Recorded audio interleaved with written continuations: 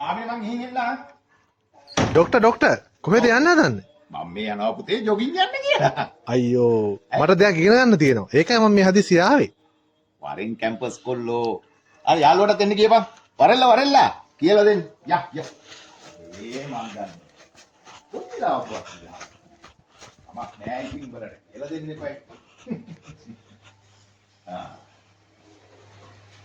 දැන් ප්‍රශ්නේ තියෙන්නේ අපි හිතමුකෝ මෙන්න මෙහෙමනම් දැන් අපේ කකුල ගමුකෝ මෙන්න විනුඹ මෙන්න මාපඩ ඇඟිල්ල මෙන්න මෙතන තියෙනවා හරියට නිකන් මේ ආරුක්කුවක් වගේ. ඉතින් බොහෝ අයගේ සමහරවිට මේ ආරුක්කු ගන්නේ නැහැ. මේ ටිකේම සමහරවිට කැල්සියම් ටැබ්ලට් දෙනවා.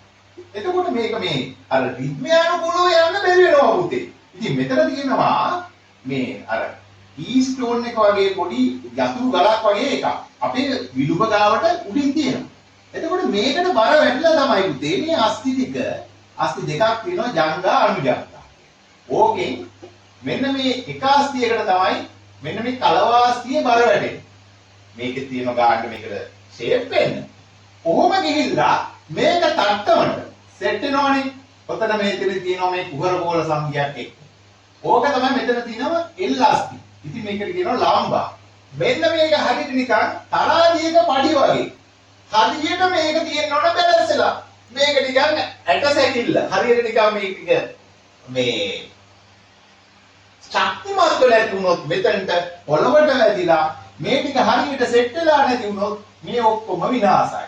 ඒකට හේතුව තමයි පුතේ දුවේ මෙන්න මේ දිගේ යන්න තියෙනවා සයිටිකා. දැන් ඔයගොල්ලන්ට සයිටිකා කියන රෝගය හැදෙනවනේ.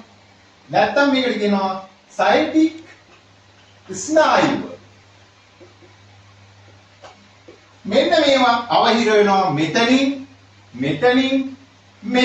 එතකොට මේ මෙතන තියෙනවා L4 L5 නැත්තම් S1 කියලා අස්ති. ඉතින් මේ ටික ඔක්කොම එක්ක මේ හරිය තෙල් බැඳිලා කැල්සියම් බැඳිලා මේවා අවහිර වුණාට පස්සේ පුතේ කිරිය වේදනාව කුඹුරු ගෑන